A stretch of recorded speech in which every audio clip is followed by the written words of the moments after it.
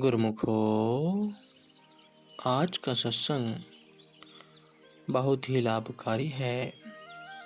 सभी गुरुमुख ध्यान से सुने और लाभ उठाएं। संत महापुरुष कहते हैं कि भगवान के अतिरिक्त जगत की कोई वस्तु सत्य नहीं है। ब्रह्म सत्यम जन्म मिथ्यम, अर्थात एक ब्रह्म ही सत्य है और सारा संसार तीनों कालों में मिथ्या है, झूठा है। और महापुरुष कहते हैं कि यह संसार विनाशशील है। यहाँ से प्रत्येक प्राणी को किसी न किसी दिन कूच करना ही है। यहाँ पर कैसे कैसे दिव्य अवतार राम कृष्ण जैसे दिव्य विभूतियां तथा विद्वान संत महापुरुष अवतरित हुए, किंतु ये 5 तत्वों की बनी काया किसी की भी स्थिर नहीं रही। बड़े बड़े प्रतापी सम्राट रावण जैसे जिनका इतना कुटुंब था, वे भी महाकाल के विकराल गाल में समा गए। इन उदाहरणों को सम्मुख रखते श्री गुरु नानक देव जी इस संसार की उपमा स्वप्न से देते हैं कि स्वप्न तो कुछ ही समय में टल जाता है, परंतु अंतकाल की वासना तो कई जन्मों यूं ही नष्ट कर देती है। महापुरुषों की वाणियां त्रिकाल में सत्य हुआ करती हैं, इसमें तनक भी संदेह को स्थान नहीं है। सचमुच जीवन आजीवन जिन विचारों को अपने अंदर दृढ़ करता रहता है, अंत समय वे ही विचार अनिवार्य रूप से उसके चित्त में उभरते हैं और जहां आस वहां वास। जीव को वैसी ही योनियों में जन्म लेना पड़ता है। इस कथन को सभी महापुरुषों ने इसी बात का समर्थन किया है कि अंत गते सो गते, कि अब भली भांति सोचें विचारें। जो मनुष्य कहता है कि मैं अपना समय व्यर्थ नहीं गवाता, किंतु उसकी सारी आयु कुटुंब परिवार मोह ममता महल माड़ी बनाने धन बटोरने आदि में ही व्यतीत हो गई, तो उसका परिणाम क्या निकला? यही कि अंत में उसे सर्प बिच्छू भूत प्रेत और कुत्ते बिल्लियां व सूर आदि के जन्मों में जाना पड़ा।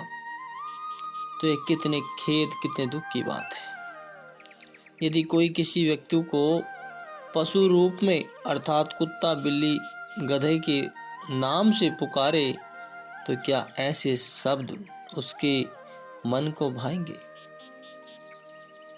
अथवा मनुष्य योनि के उत्तम व श्रेष्ठ तन को पाकर वह कदाचित स्वयं को कुत्ता गधा कहलाने को तैयार होगा? नहीं, वह हरगिज पसंद नहीं करेगा। यदि ऐसा नहीं तो फिर यदि मनुष्य जैसे कर्म कर रहा है उसके अनुसार उसे पशु योनि मिल जाए, तो सोचने की बात है कि उसका क्या हश्र क्या दशा होगी। तो फिर मानव तन पाकर भक्ति से प्रमाद कैसा, भक्ति से दूरी कैसी? भक्त त्रिलोचन जी कहते हैं कि जो अंत समय में भगवान का सुमिरन करता है, अर्थात जिसका ध्यान अंत समय भगवान के श्री चरणों में रहता है, वह मुक्त हो जाता है अथवा श्री चरणों में ही समा जाता है।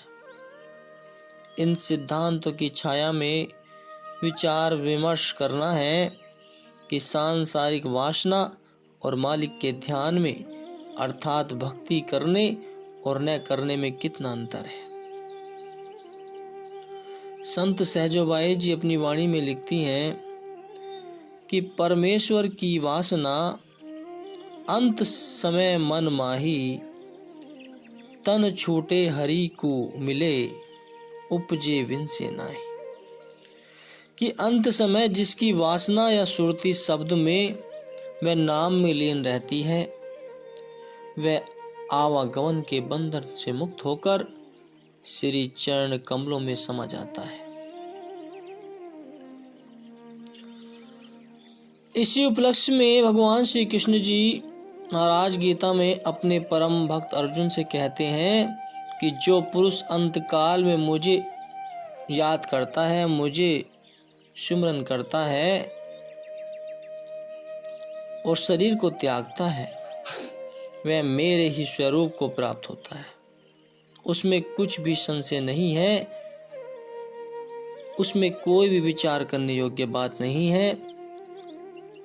सत्पुरुषों का वचन है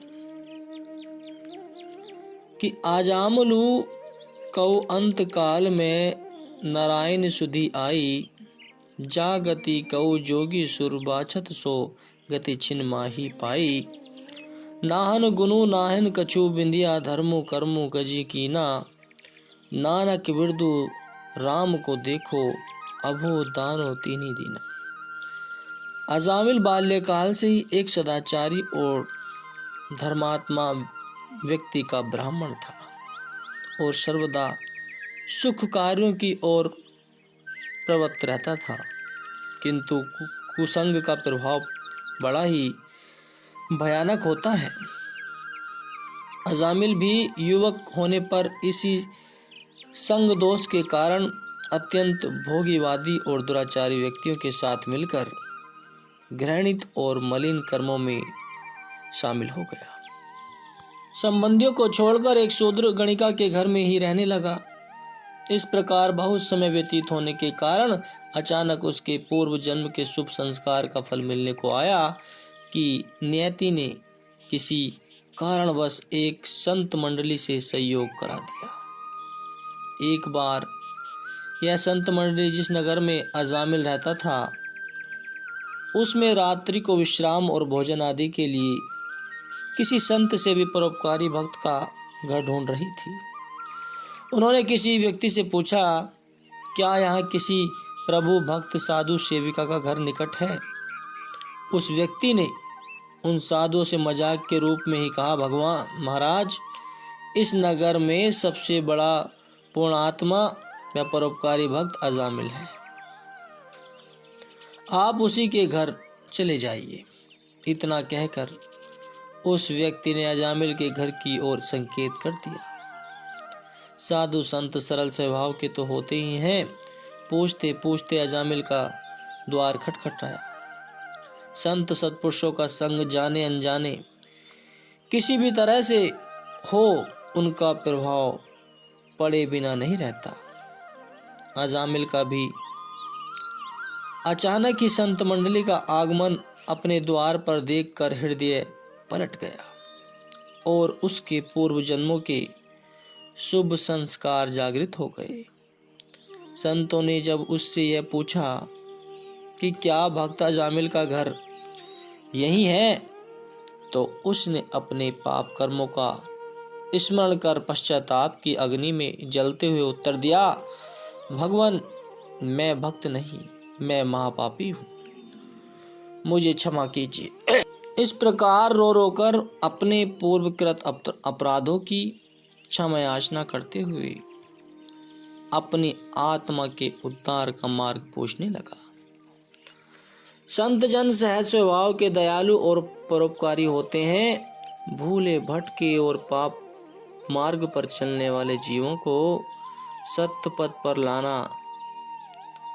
लगा देना ही उनका परम कर्तव्य होता है। जब अजामिल ने अपनी आत्मा के उद्धार का उपाय पूछा, तो संतों ने उसे नारायण के नाम की महिमा सुनाते हुए सांत्वना दी कि नाम की कमाई से अनेक जन्मों के पाप कर्मों का ढेर पल भर में भस्म हो जाता है और मनुष्य पापी से पवित्र बन जाता है। तब अजामिल ने विनय की कि स्वामी, जन्म भर विषय विकारों में रमण करते रहने से मेरा मन जो इतना मलिन और स्थूल हो चुका है, वह नाम जप में कैसे लगेगा। तो संत महात्मा सर्वसमर्थ और युक्ति निधान होते हैं, अतः उन्होंने उसे नाम जप की अंतर्मुख विधि भी बतलाई और साथ में यह भी कहा कि इस बार तुम्हारे घर में एक पुत्र उत्पन्न होगा, जिसका नाम भी नारायण रख लेना, ताकि इसी बहाने अथवा एक संकेत वश तुम्हें मालिक के सच्चे नाम का आश्रय बना रहे। इस प्रकार तुम नाम के साथ अपनी सुरती को जोड़ने का प्रयास करते रहना। संतों के आश्मिक मिलन और संगति के प्रताप से अब अजामिल की जीवन धारा बदल गई और उसकी अंतिम आयु का शेष समय अपने पाप कर्म के पश्चाताप करने, संतों के वचनों को याद कर अपनी रूह के उद्धार के लिए प्रार्थना करते रहने और नाम सुमिरन करने में बीता। इसी प्रकार अंत समय मृत्यु के क्षणों में भी नारायण की सुधि आने से अर्थात नाम के प्रभाव से वह यम बंधन से छूटकर मुक्ति को पा गया। गजराज अनेक हाथियों और हथनियों के साथ त्रिकूट पर्वत पर रहता था। एक दिन अत्यंत गर्मी थी, तब हाथियों का यह झुंड, जिसका सरदार गजराज था और जिसमें अनेक हथनियां व हाथियों के बच्चे थे, वरुण देव के बाग में जा निकले। उस बाग में एक सुंदर सरोवर था। यह झुंड सरोवर में प्रविष्ट हुआ और हाथियों ने शीतल जल पीकर अपनी प्यास बुझाई। उसके बाद सरोवर में मचलने व क्रीड़ा खेल कूद करने लगे। अपनी सूंडों में जल भर भर कर एक दूसरे पर उछालने और कीचड़ में लथपथ होने लगे। इसी प्रकार कुछ देर तक खेल कूद चलता रहा। इसी सरोवर में एक अति बलवान रहा करता था। अपने आवास में इस प्रकार उधम और हलचल मचते देख मैं बाहर निकल आया तथा हाथियों की ओर झपटा। संयोगवश गजराज का पांव उसके मुंह में आ गया। वह उसे पकड़कर जल में खींचता हुआ ले गया। हाथियों के झुंड का यह सरदार भी कुछ कम बलवान नहीं था, अतएव खींचतानी आरंभ हुई। कभी गजराज ग्राह को जल से बाहर तट तक खींच लाता और तो कभी ग्राही उसे खींचता हुआ बहुत दूर तक जल में ले जाता। परंतु ग्राह अधिक बलवान निकला और अतंत उसी का पल्ला भारी रहा। ग्राह उसे खींचता हुआ जल के अंदर ले गया। पर्याप्त समय तक दोनों में घोर संघर्ष चलता रहा। गजराज पूर्व जन्म में एक विष्णु भक्त एवं पुण्यवान पुरुष था, किंतु सांपवश उसे गजयोनी मिली थी। जब गजराज गिरेवा तक डूब गया तथा चारों ओर से अपने आप को असहाय पाया और जान गया कि अब प्राण जाने वाले हैं, तो पूर्व जन्म के संस्कारवश उस समय वही मनुष्य बुद्धि जागृत हो गई। उस संकट स्थिति में उसने अपने इष्ट देव श्री विष्णु जी के चरणों में अपने आप को बचाने की प्रार्थना की। उसकी इस आर्त पुकार को सुनकर भगवान विष्णु ने वहां प्रकट होकर अपने सुदर्शन चक्र से ग्राह को मारकर गजराज को छुड़ाया और उसे अभयदान दिया। संत महापुरुषों ने इस कथानक का भावार्थ यूं फरमाया है कि यह जीव भी इसी संसार रूपी सरोवर में बड़े भयंकर बलशाली माया रूपी ग्रह के मुख में फंस गया है। अज्ञानी और विषयासक्त जीवों की तो बात ही क्या है, बड़े बड़े विद्वान और अपने आप को ज्ञानी वाचक कहने वाले भी इस विकराल ग्रह माया के मुख में फंसकर विचलित हो जाते हैं। जब तक मनुष्य अपनी बुद्धि और चतुराई का बल लगाते हुए अर्थात अपनी मनमति अनुसार कई प्रकार के कर्मकांड आदि करते हुए इस माया से छूटने का उपाय करते रहते हैं, तब तक उनका इस माया ग्रह से छूट सकना अति कठिन अथवा असंभव होता है और जीव इसके चंगुल में फंसा रहता है। संतों के कथन अनुसार इस माया से छूटने का केवल एक ही सरल व सुगम उपाय है कि जीव इस बलशाली माया से बलवान समर्थ पुरुष भगवान रूप रूहानी संत सद्गुरु की शरण ग्रहण करे और उनसे इस माया ग्रह से छूटने के लिए प्रार्थना करे। जब वह सच्चे हृदय से और सच्ची सांसारिक ओट आश्रम और शारीरिक व बौद्धिक बल का गर्भ छोड़कर अंतर्भाव से पुकार करेगा तो अवश्य ही वे दयालु होकर इस जीव को भक्ति रूपी दान देकर माया रूपी ग्रह से अभय कर देंगे। श्री रामचरितमानस में कथन है कि भक्ति तात अनुपम सुख मूला मिले ही जो संत होई अनुकूला, अर्थात संतों के मिलने पर ही इस अनुपम सुखों की मूल भक्ति अर्थात माया से मुक्ति दिलाने वाली भक्ति की प्राप्ति होती है।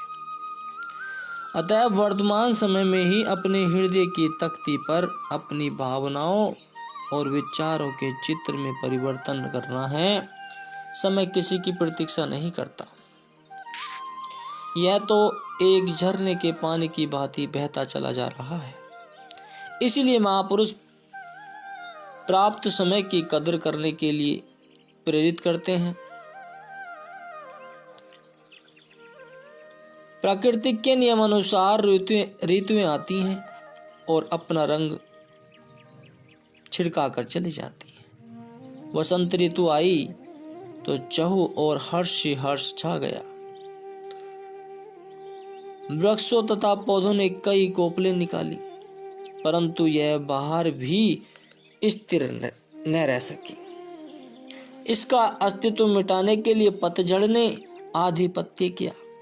सब फूले फले वृक्षों के पत्ते सूख सूख कर नीचे गिरने लगे और वृक्ष बेचारा अपना सा मुंह लेकर ढूंढ रह गया। जो बाहर के समय में फूल खिले उन्होंने अपनी सुगंधित व महक से सर्वस्व सुगंधित फैला दी थी, वे ऋतु के समाप्त होने पर अथवा पतझड़ के आने पर मुरझा गए। न उनमें वह रंग रूप रहा, न सुगंधी और न ही वह आकर्षण रहा।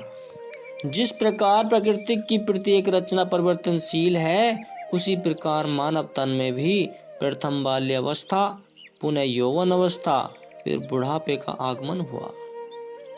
जिन शक्तियों के मद में यौवन था, अब वह गर्भ मिट्टी में मिल गया। न वह यौवन काल का सौंदर्य ही रहा और न ही वह उन्माद, अर्थात समय तो पल पल क्षण क्षण के व्यतीत होने पर बीतता ही गया। परंतु मनुष्य ने इसकी कदर नहीं की।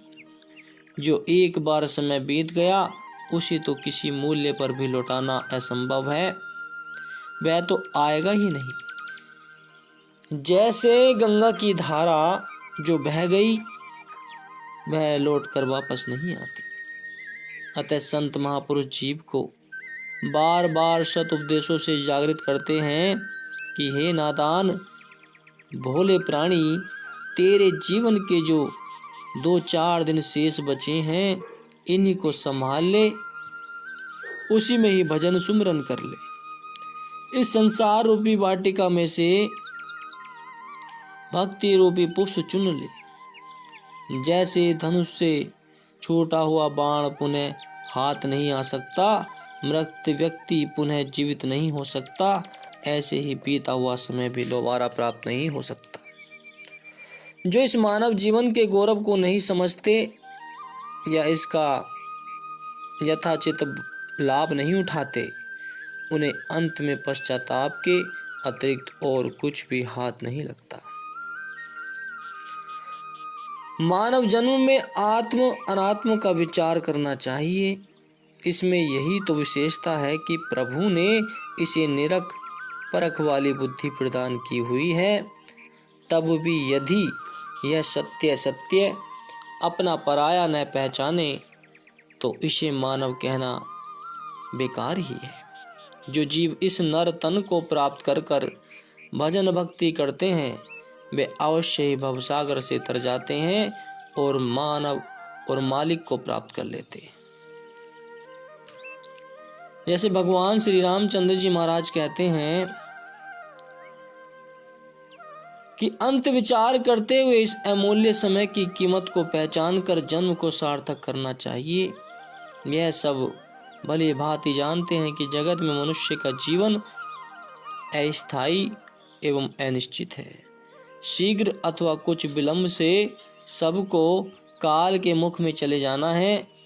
योगीराज भर्तृहरि जी महाराज जीवन की क्षणभंगुर के विषय में अपने विचार प्रकट करते हैं।